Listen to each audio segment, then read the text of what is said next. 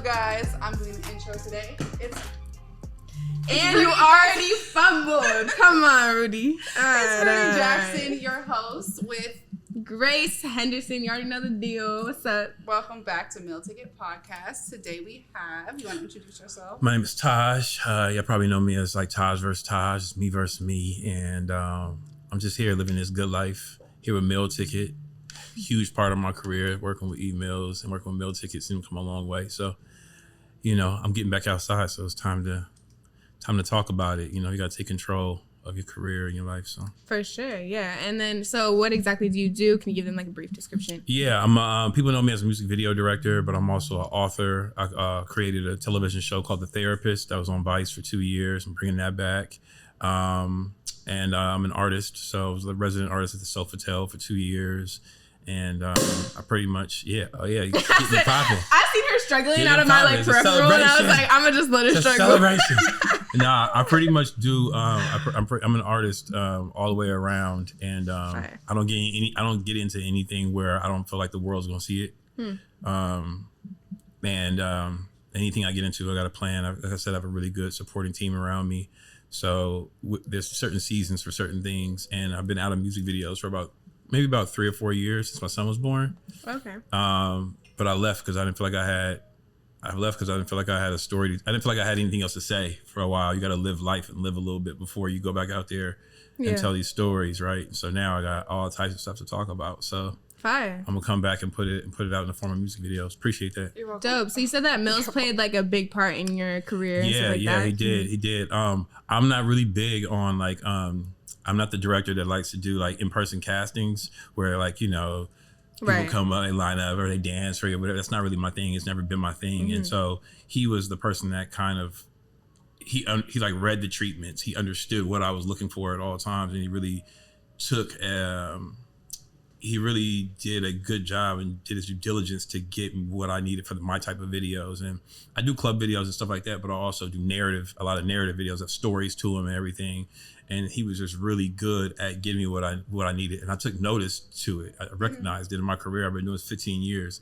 And so I've dealt with different casting directors and stuff like that. And he was the most consistent, and I could trust him to not be foul.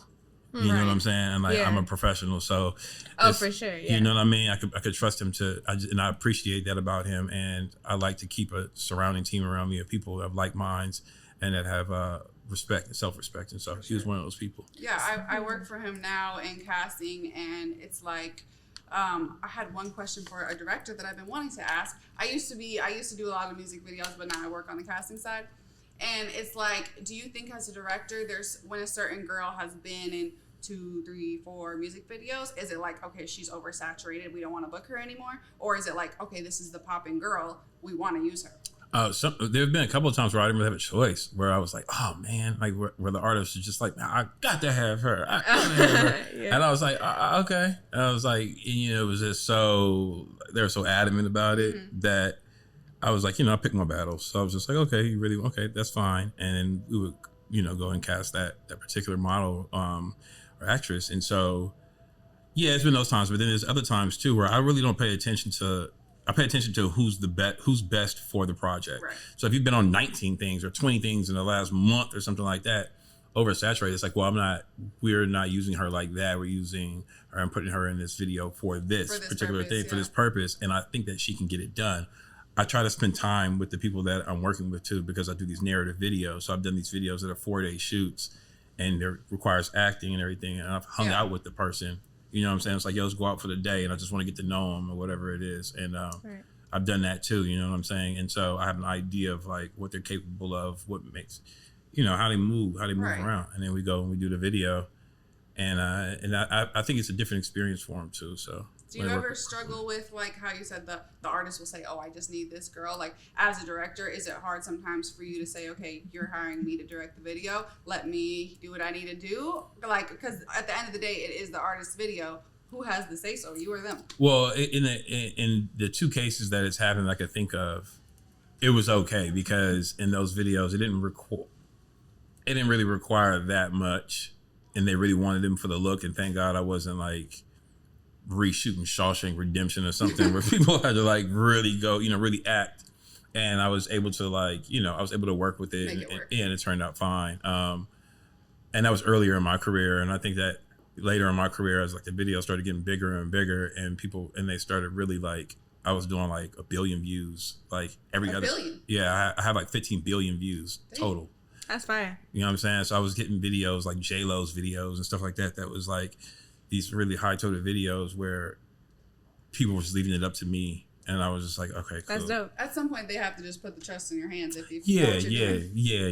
And I was happy they did that too. It's like, if you earn that trust, that means that you've been doing your due diligence to really look at what the videos need, and people, recognize that. So well, cheers to billions of views. Hey, come on now. Come on now. Where your drink at? No drink? Did you want one? Well, you know what I'm saying? I'm 20, so. I turned 21 at the end of the month, though, so you know what I'm saying? Responsible emails production. Yeah, shout out to it's a responsible production. Okay. Get her some grape juice. But anyways, I was gonna just play off of that kind of. So like, if you see a girl in like a low budget type video, and then you want to book her for like a high profile video, does that matter if she's in the low budget one, or does it?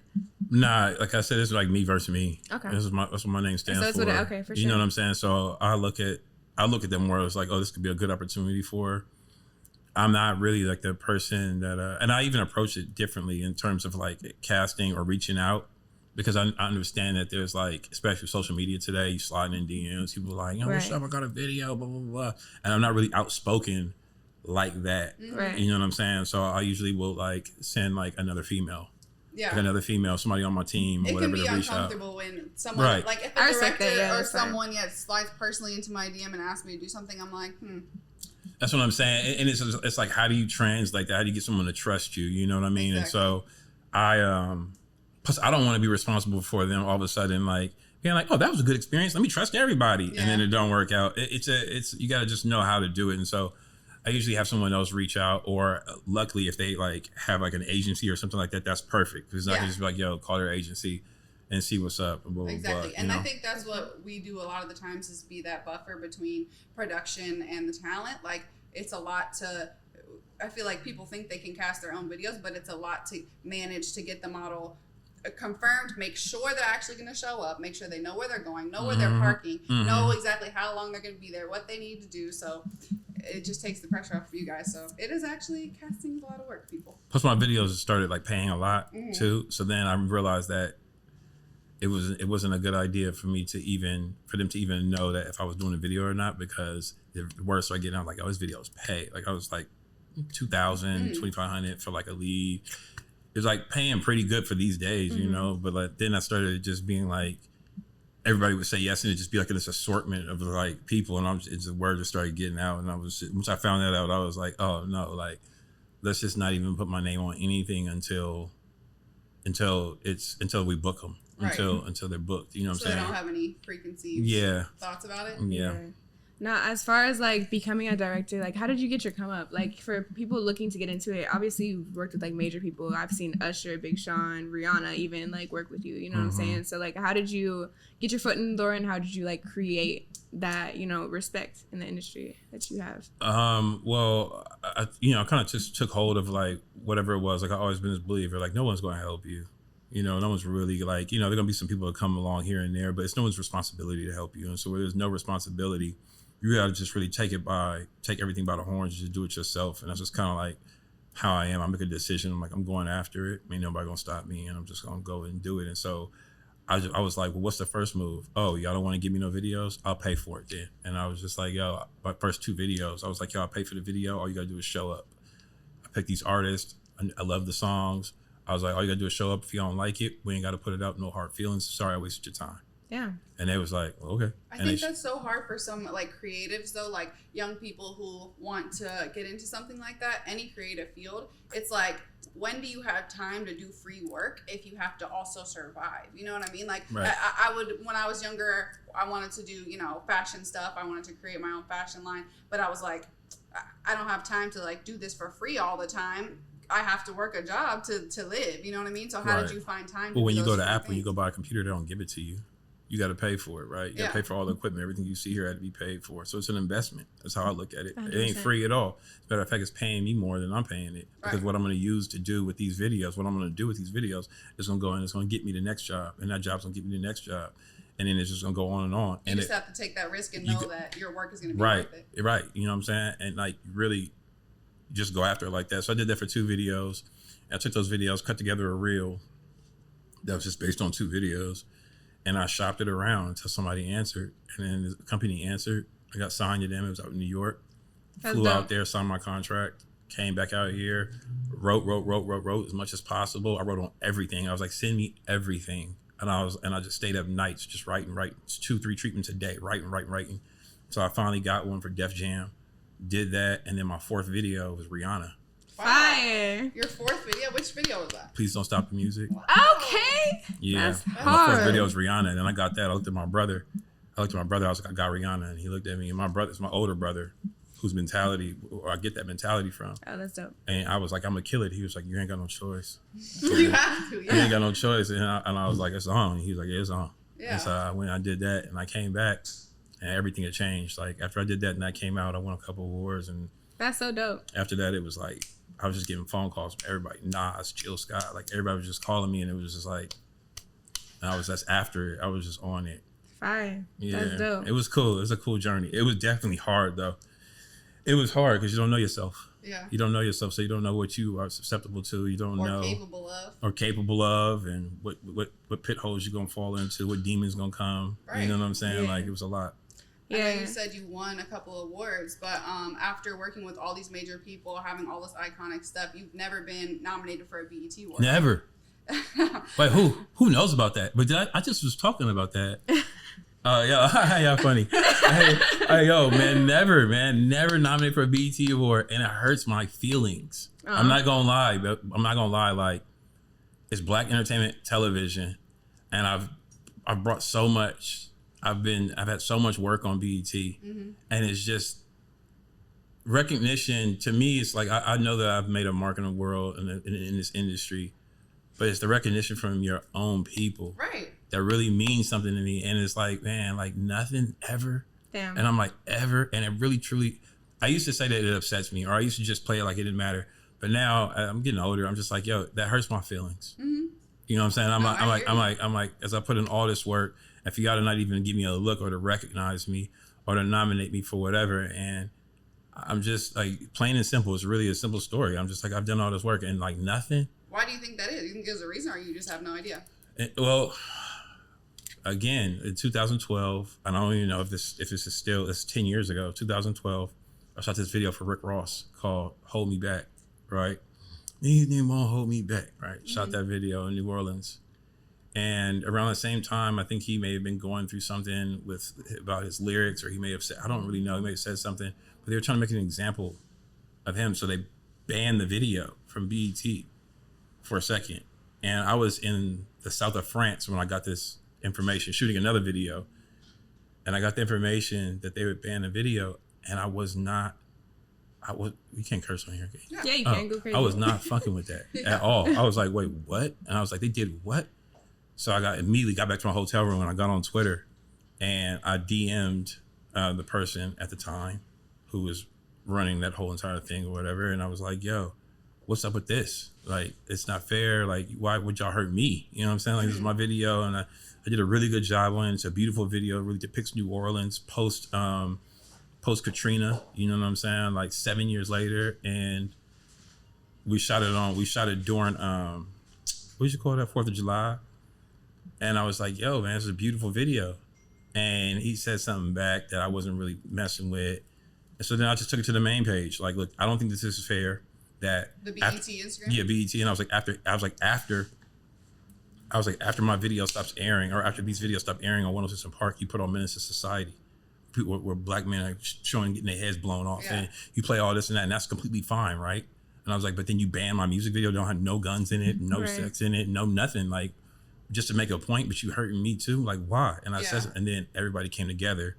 Ross retweeted it. Oh, nice. Everybody, like, I've done videos for it, retweet, and then they put the video back out again. Shit. But from there, I kind of felt like I could feel this aura like this shadow that was like put him on a list. And I'm not saying that I am, but it just felt like you speak up for yourself.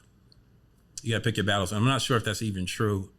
I'm not sure. That's just the only thing you can think of. That's the only thing I can think of, and it still hasn't happened at any time in my career, and it doesn't make any sense to me.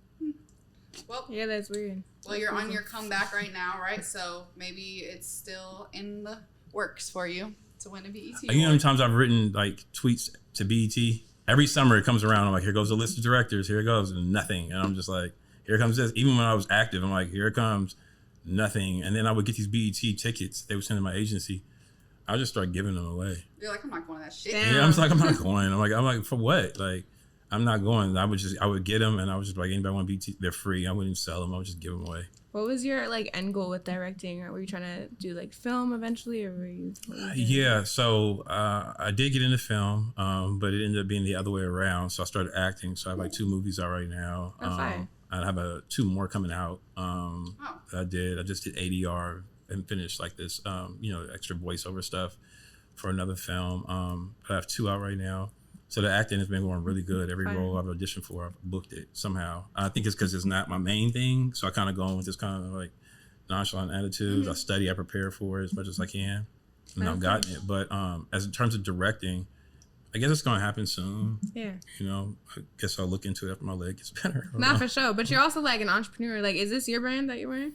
Oh yeah, so this is just like, so I do every year. I just put together like this merch or whatever, just based on whatever I love, and I just put a heart next to it. It just depends on what it is. So whatever I've been into, like I'm a sneakerhead like crazy, and so it was one of those things where I just do these things and I like give them away or whatever. But then I don't know, like this past year, it was like I was like, you know what? I'm just gonna put them on my site and I'm just gonna sell them for $200 a piece, and they just sold out. Like, really? Gone. Wow. And I was like, oh shit, and I was like, oh, then I need to really do more. So then I started opening up an account to spot AS color and like to get blanks. And I just started doing more. And now it's taking it to another level. And it just keeps moving.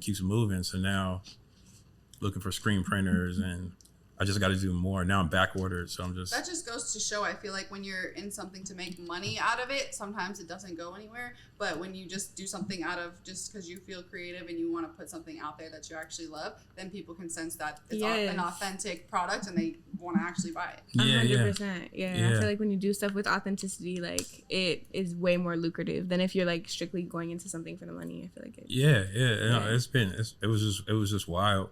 I woke up one morning. Like when I put it out, look at one morning, it was 27 orders. And I was like, it was like the very first morning, I was like, 27 orders. And I was like at like 200 a piece. I was like, what? And I was like, oh. So now I have to like create a website just for them, because I didn't want to confuse people. Like, he's like, what does he do? He does everything. Like, I don't want to like discourage people because it's just too much to look at. So I started a website for I Declare Love, or declarelove.net. That's what the brand's just called. For this, Declare Love. And with everything going on and like war and just so much stuff going on, I just wanted to create something that was just centered around love. The things I love, messages about love, everything about love. I declare love. Don't talk about anything else but things I love. Nice. And just put it out real loose. Yeah, I feel like you've mastered like the law of detachment. Like when you go into like your auditions and stuff, you said that you don't really care about the outcome. It's more so you just come in prepared and then you like accept whatever comes with that. I feel like that's a dope thing. Yeah. And stuff attracts you. With the Rihanna video, you're like, fuck yeah. Exactly. And you're I'm rewarded. Go in this with confidence and it works out. So I think that's a good lesson for I seen this Jordan commercial a long time ago, and he was like, I've missed this many shots. Game-winning shots. I've done this, and you don't remember any of the shots that he missed. Mm-hmm. You don't remember the ones that he hit. Yeah. So that had a huge impact on me, and I would just watch the commercial like over and over and over again. I would watch that in this other clip that's too weird to talk about, but I would just watch that in this other clip. Oh, I'll tell you about the other clip. The other clip was because it's so hard to explain for people to get it, but this other clip was of Barry Bonds hitting this home run when everybody hated him. It was like booing him, and it was a World Series. And they was playing in Anaheim, and there's boo, all these boos, and he just stepped up to the plate and hit this ball so far that the opposing team, one of the pitchers in the dugout was like, that's the furthest ball I've ever seen hit. Mm-hmm. And he hit this ball, and you just see the whole crowd go silent as he just runs around the bases, and it was a moment of greatness. I just was like, inspirational. It was so inspirational, and all the commentators could say was awesome. Like he just was, It was like, boo, boo, boo, and he just hits this ball and just drops the bat.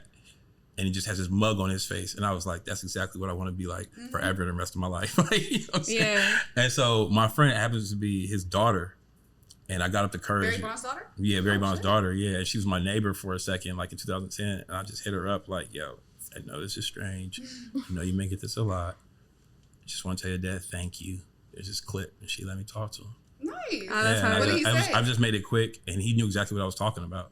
He knew exactly what I was talking about. He was like locked in. You gotta lock him up. You know what I'm saying? I made it quick. I didn't want to be that dude. He stayed on the phone with me for an hour, and I was like, look, man, I'm gonna let you get off the phone. I just want to say thank you. Like that's dope. I watched this clip. If you see all the views, I'm half of them. No offense. You know what I'm saying? I watch it all the time. You know what I'm saying?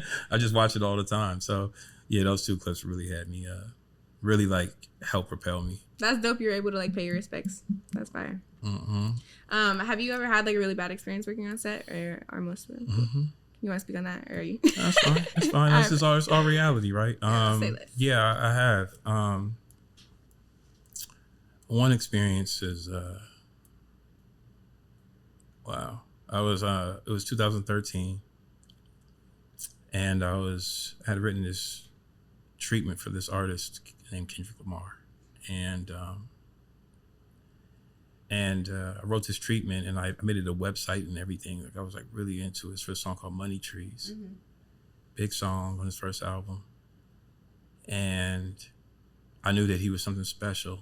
I just knew it. I was like, this dude is out of here. Like, he's not just a rapper. Like, people are going to quote his lyrics hundreds of years from now. Like, he's amazing, you know? And I did this video. I wrote this treatment. We got this huge budget for it. And we shot day one. And I ended up being his counterpart in the video. Like, I was in the video. You're in it? Yeah, I'm in it. And it was about this post-apocalyptic world.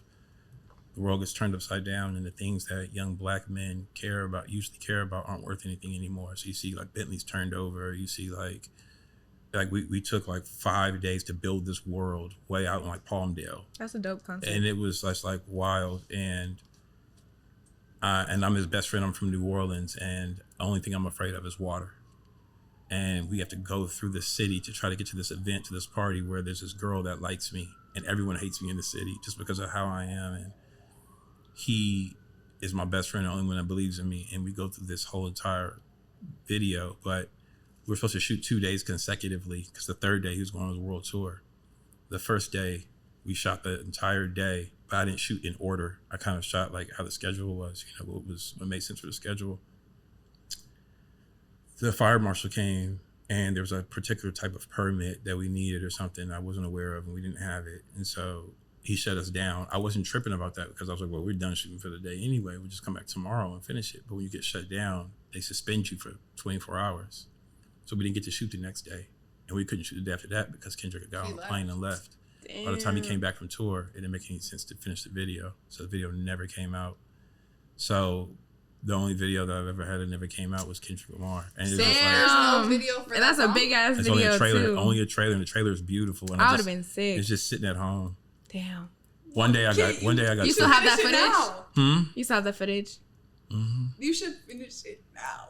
That's wild. And it's crazy too because it's like I'm attached to, as a director, I'm attached to this video with Kendrick that didn't come out. Damn. And that's another thing that just like it's 10 years later, it still bothers me. No, it bothers And I'm like, me. what am I supposed to do? Like what am I supposed to do? Like, you know what that I'm saying? literally Like, sucks. What the heck? it just but like sucks. you couldn't. There was no way to like make a version of it with what you had so far. So did he end up like redoing the video or? No, there's no video. Oh. But wouldn't that be so cool if you could finish it now and just That would come out be with it right lit. now? Try to holler at Dave Free, Dave, you know what I'm saying? Like, what my fault, bro? You know what I'm saying? Like, what my fault? But you know, in this industry, people move on so fast and go, you know, super fast. I don't know. Like I said, there may be a list. Maybe I'm on this did not finish video list. I don't know, but I want to work with Kendrick. Yeah. And you know, but it's just is That what would be it is. iconic because that's now a super iconic song that The doesn't have a video music is so. video. The video is like if you see the That concept sounds crazy. if you see Yeah. the trailer, you're gonna be like, what? This didn't come out. It's like amazing. Like Damn. it's beautiful. It's beautiful. Like, Damn, I'm sad for you. I know. Like, what the hell? shit. but it's a learning lesson. It's a learning lesson. What it taught me was to be as close to the production as possible. Like you can't just be attached to the creative side. You got to be attached to the business side of it too. At that time, I should have did you known think about the that- permits. Did you think that it was going to be such a huge record? And did you know that it was going to be a super iconic video, or were you just thinking like? I this knew it is was going to just- be a super iconic video. Like I stopped doing everything. I shut everything down. I had no company, no nothing. And I just sat in my office and I just Focus on came that. up with it. Yeah, just focused on the drawing, sketching, you know, everything. I just put it all together, created a website for it and everything. Like I wanted it to blossom when they opened it up. You know what I'm saying? And it was like, from the moment they opened it up, I was like, they're gonna know I'm really serious about this when they open it up, right? Yeah. And it was there. Everything was there, and like literally, it's the only time I ever shed a tear. Like when I found out we wasn't gonna shoot it again, I stayed in my room for a whole day, and I was so upset. I was just like, I was so mad. Just hearing about that. Yeah, it was like it was super I'm upsetting. Like, it was super upsetting. And then one time, I'm just sitting in the Standard. I'm having drinks with Swiss Beats. Me and him just having some drinks and stuff, just chilling out. And then who walks in? Kendrick. And I was like, bro, it was my fault. Man, I was just saying, I was like, bro. So they thought it was your fault? No, he was just like, oh, it's all good. But he wasn't coming here for a meeting about that. So who knows? I really felt. I just know it's been 10 years. I ain't worked with him since. Wow. So I look at it like that. But what do you say? Like, this is, like I said, this industry, like, what do you say? And what do people ever tell you how they feel about it or what their memories of it are or whatever it is? So I look at the results. I'm looking at the clock. I'm like, it's almost 10 years later. This clip might get to him and he might hit you up to finish it. Kendrick, you know what I'm saying? You never know. Finish the video. Hey, yo, Kendrick. Please. You know what I'm saying? This shit sounded fire. You might want to finish it. Yeah, like a lost tapes or something. Exactly. You know? That'd be dope. But you know how it Years is. later. Yeah. Yeah. And then you said you worked with J-Lo. How was working with her? You know, she's an icon for sure, too. That was an amazing experience. I get this phone call. I'm in Home Depot. I was painting my apartment at the time, and I'm in Home Depot, and I get this phone call from my agent. It was like, hey, Jennifer Lopez is interested in working with you. And I was like, Jenny from the block. And I was like, all right, cool, set it up, you know. And I was like, set it up, and he was like, you know, she wants to meet you right now. And I was like, right now. Just got my Home Depot. And I'm like, yo, I got my overalls on. I'm like, bro, I'm like, that's all bad. I'm like, I can't go right now. And he was like, if you want the job, you need to go right now. It's her comeback video. It's her biggest song of all time, probably. You know, please don't stop. It's called "On the Floor." And On the Floor. Her biggest song ever. Sure. What? And so they were like, yo, it's probably her biggest song of her career. That's wild. And so they was like, can you meet? So I was like, all right. I was like, but can you just let her know that I'm coming, just how I'm coming, like, you know? So I came, and her agents, or like her music video commissioner was downstairs waiting for me. And they was like, come get in our car really quick. You got to hear the record before you go upstairs and meet with her. They played it 1.5 times, and then they got a phone call or a text that was like, she's ready. And I was like, so I only heard the song 1.5 times. I got a full concept by the time I get upstairs. You were supposed to present an idea by that moment? Yes. Oh, that's wild. So I was like, yo, play it again. Like, you know, play it 1.5 times. Damn. I got it in my head or whatever. And then we up the elevator, as we got onto the elevator, I was probably like 3/4 done with the idea in my head. And at this time in my career, I was shooting so many videos. I had to come up with ideas super quick. So I did. And when I got in there, it's like 20 people in there. She's sitting at the head of the table. That's intense. Yeah. And she was like, you're late. And I was like, how am I late? I'm like, late. I'm like, how am I late for something that but I didn't say anything. I was just like, okay, sorry. And then she was like, all right, so what you got? And I was about to sit down, and I was like, do you mind if I walk around the room? And she was like, yeah, whatever, you know? So I went around the room, and I wanted to kind of like feel the room. Like, I've always learned that if people are sitting down, you stand up. If you're presenting, like, you know what I'm saying? If people are standing up, you sit down. Mm-hmm. So I walked around the room, and I was just tapping people as I went around the room, like, you know what I'm saying? You know what I'm saying? Getting people on my side, kind of doing the whole thing. I gave her a whole pitch, and I was like, and that's it. And she was like, okay, we'll let you know. And I was like, all right. Damn, she would have stressed me out. I'd have been in there sweating. Yeah, so, but like, I always feel like it's like any kind of pressure that I always feel, like, I don't like being intimidated. I don't like people trying to intimidate me. I don't like when I see people intimidated. I don't like it. I don't like bullies. I don't like, and not saying she's a bully, but I didn't like anything that makes me feel like I shouldn't be there. Right. I'm just like, right. I agree. I should be here. I'm gonna blow this shit out the water. You know what I'm saying? And what's your sign? I'm a Capricorn. Okay. So I did that shit, and then I got in the car, and I was driving back home, and then I got a text message, and it was like, you got it. On the way home? Wow. Fire.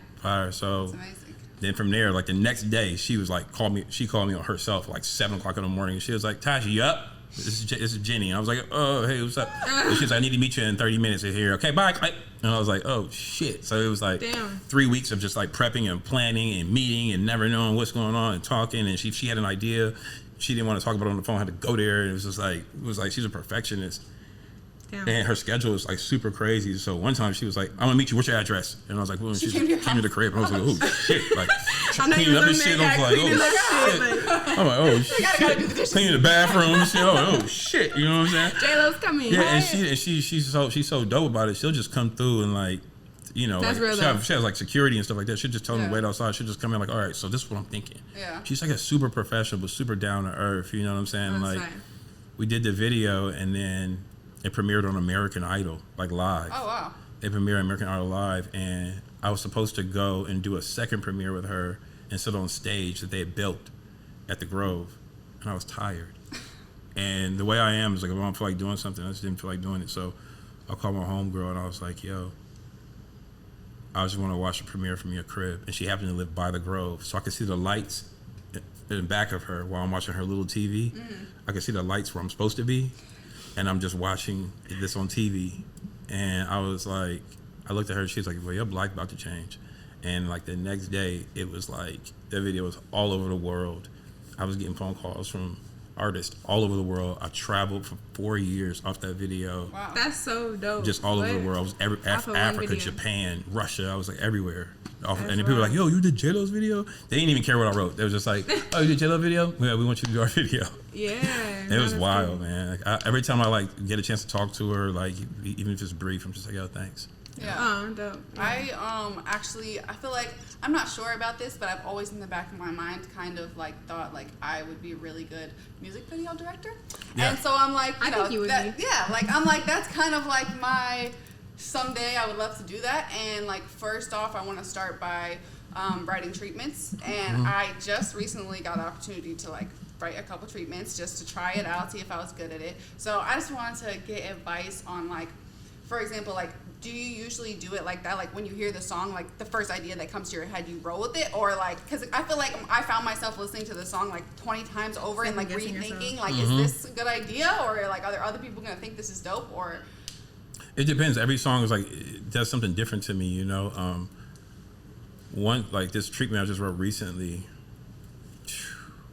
I heard the song. It was so good. I was like, man, this is so good. I even contemplated like not doing it because it was just more so like I just want to enjoy it. Like once I do a video for a song, I've heard it so many times that I don't listen to it again. There's none of my no video that I've ever done is that song on my playlist. Yeah, even being in the videos, it's like, oh my god, I never. I know when you're on set. You know what I'm saying? So it's just like, but you guys ever heard of Guaplay? Closer to my yeah, Guaplay, yeah. So yeah, I got a little young. So I looked over there. I knew you was gonna know.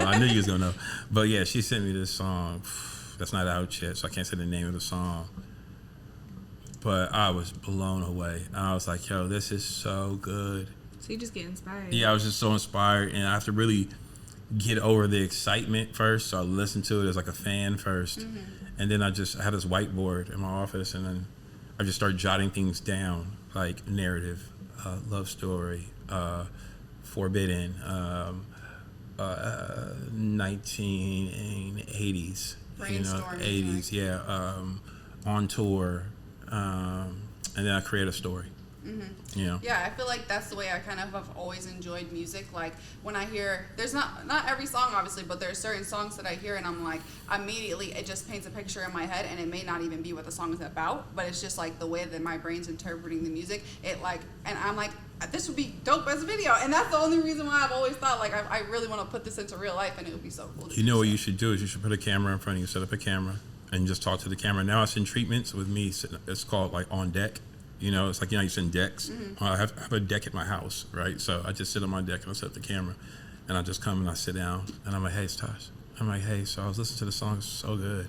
And I just talk. Or you like describe it? I just talk to him like I'm talking right now, and I take him through this idea, but it's really more of a conversation. Okay. Because what people really want to what people really trust aren't just your ideas, but it's the passion. Right. Oh, for sure. Exactly. Because, if I could just get in front of people and be like, "Yo, I promise you, I have like I'm so inspired by this song, Yeah. and I'm gonna make it dope." Like they'll be able to trust me better. Yeah. I sit in front of the camera and I just do that. You know. Yeah, for sure. Mm-hmm.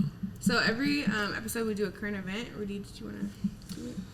Okay, so Cam Newton recently went viral when he what? 0% chance that I think that Cam Newton was gonna come for this conversation. Oh, it's hilarious. I don't get it. You get it? It's just like. He went viral when he did what? What does he do now? Okay, skip that one. I don't know what that even means. So, do the pause again? Nick Cannon stated in a recent interview that he has 3 more kids on the way. If you're in his position, would you have that many kids with different women? He has currently 7 kids with 5 different baby mamas. A lot of the babies are coming at the same exact time. Do you think that's a smart thing to do, or? If he can, it depends, you know, if he can take care of them and if he can be a father to all of them and he can maintain all those different relationships and he can provide a healthy understanding of what happens to his children as they grow up, you know, that's not for me. But what's not for me, it could be for someone else. I don't know him. I don't know. I know one of his baby moms, but like, you know, I don't. No, that's a respectable answer. For sure. Yeah, I don't really know. I just say that it's happening, and more power to him. And I hope that everything works out, and he can be a father to all those babies. You know. Right. If you can make it work, and my main thing would be, how do you keep all the baby mamas not mad? You know what I'm saying? But right. They all seem to be just fine with it. I don't know. You know, and that's the thing. It's like he knows way more than we know.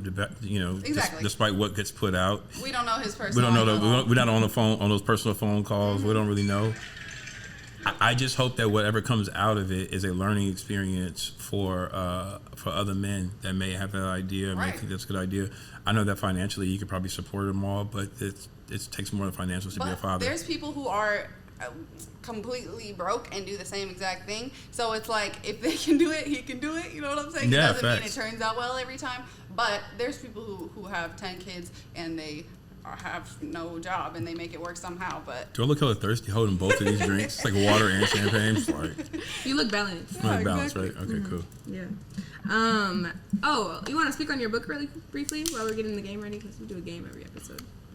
You guys want me to read you something from the first one? Yeah. Yes. Let's get an excerpt. Okay, so you have one book out already. You're coming out with another one. I'm coming out with another one, but when this one comes out with the first book too. Comes together as a set. So the first one was called Turbulence, the first 10,000 feet, which chronicles the first 10 years of my career and like my life at the same time. Right. I talk about secrets and things about music videos that people didn't know. Like all the narrative videos I've ever did are all based on me.